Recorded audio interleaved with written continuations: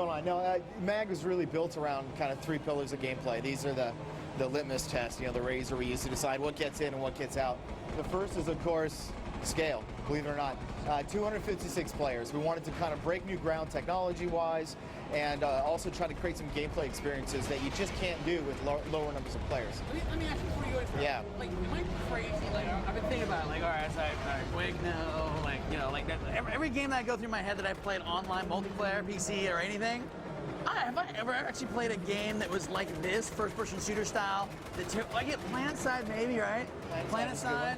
Anything else? I think as far as like just going for a pure first-person shooter experience, but on steroids, I think MAG's it. Yeah. 250. I'm sorry. Continue then. Yeah, no worries. So scale. That's yes. number 1. Number 2 is command. You got 256 people running around on the battlefield.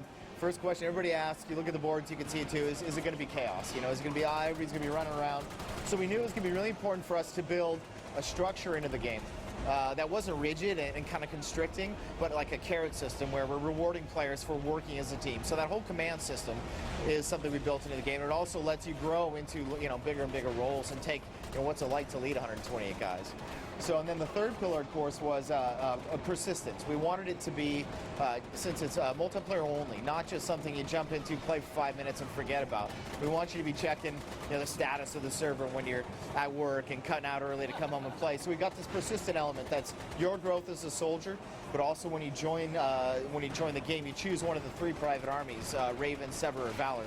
And you fight for them. So every battle you win or lose, it affects your faction's standing in the overall battle. What about your personal? Like, you obviously have character development in your structure, like rate leveling and stuff like that? Or? Yeah, so as you play through the game, you gain new skills, and you can choose. It's a pretty robust skill tree, a little bit more so than we've seen in a lot of other shooters, because we want that persistent element. You can choose over time to train to be the best sniper in the world who also is great at defusing bombs, or you could be a guy that's a rocket launcher character, but is also a really good medic. So we wanted to give players a lot of freedom in how they created their characters instead of kind of the traditional class system you see in a lot of other games.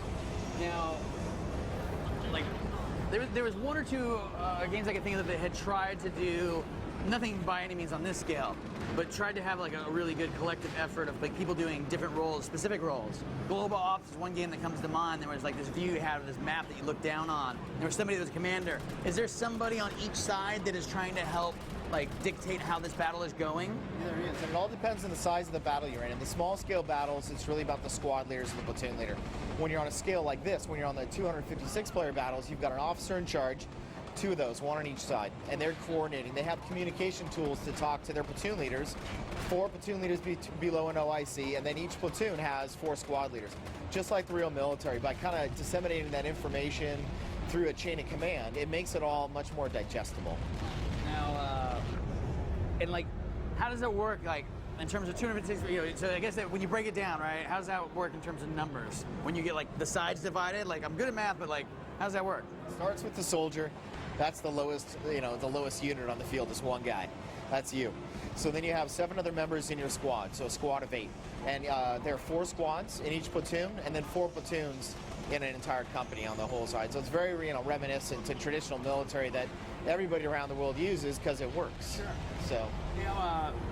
Tons of weapons in the game, tons of vehicles, tons of locations. Please. Yes, we actually have.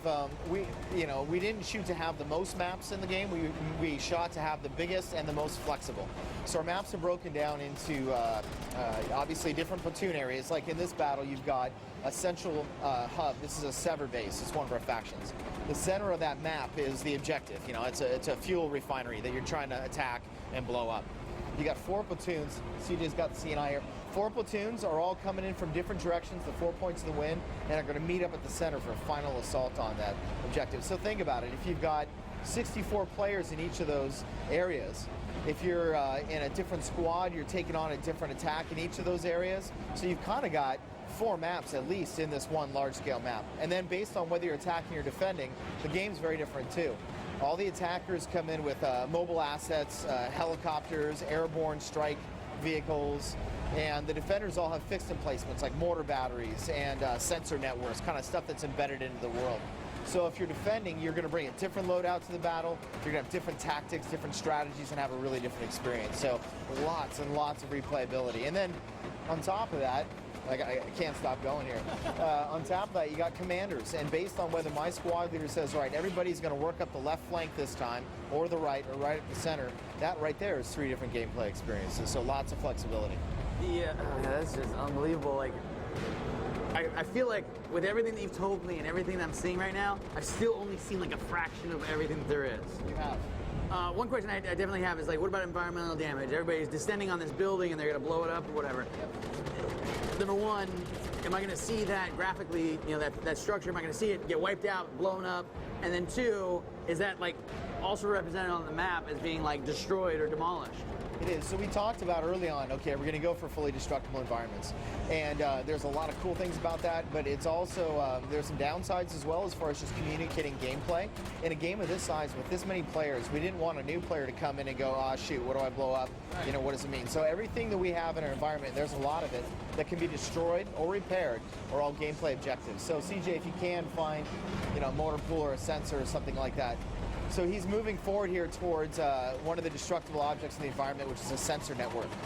Now, if he's able to plant a charge at the base of this, defend that for 30 seconds while the defenders are trying to defuse it, it'll blow up.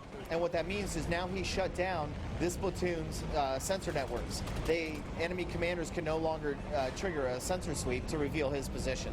So everything in the battle has meaning. Like if you've watched all the World War II movies in the last 10 years, storming Normandy Beach, the first thing you have to do is break through the lines. You know, you want to get your demolition charges, blow up the, you know, the concertina wire or something like that. And then you got to take out the bunker, and then you got to get through the tank traps.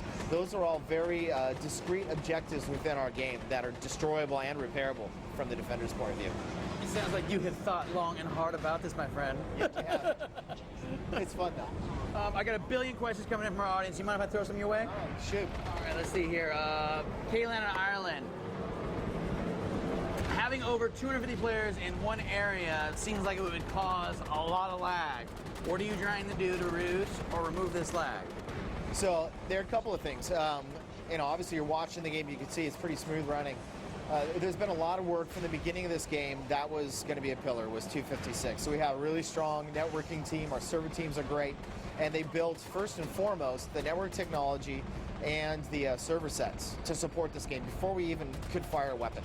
And so they've done a lot of work on the network side to make sure that the information you're getting as a player is the stuff that's relevant to what's going on around you. So, you know, if the 256 guy away from you that's shooting is not nearly as important as the guy right next to you. So you're going to get the most updates for the guy sitting right next to you. So it probably works the same way with like the Bluetooth headset, right?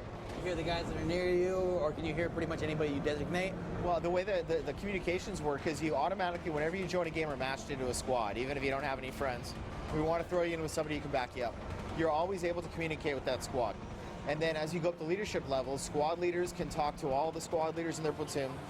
Platoon leaders can talk to all the platoon leaders and the company commanders. So again, just like a chain of command in the Army, your lowest guy on the ground who just started playing the game isn't going to hear second platoon, fourth platoon, we need to coincide and go do this and do that. You know, too much information. So he's going to hear what the 8 guys around him are doing and what his objective is. And as he goes up in ranks, he'll start to, you know, kind of peel back the layers of the onion and see the rest of what's going on. That's super slick. It seems like it'd be a hard balance to strike to try to dump somebody into the game with everything already going, but to try to walk them along. But it sounds like you guys thought of a good way to do it. Trying to do. I mean, again, you know, everybody's asked, you know, nobody's going to work as a team. Well, first of all, we're, you know, all of our play tests, we're seeing people working to a team, even new guys to the game. But from the beginning, the goal was not to force people to work as a team. It was make it fun for one guy dropping in and just doing his own thing. And then, you know, we've added lots of incentives and tools and carrots for players to, as they play, to realize working as a team is the way to go. This is a good question. Cameron Napolitano out of Brockton wants to know, who exactly you play with, CJ? Who you playing with? I'm back up at Zipper right now. Yeah. And then along with the FBQA guys and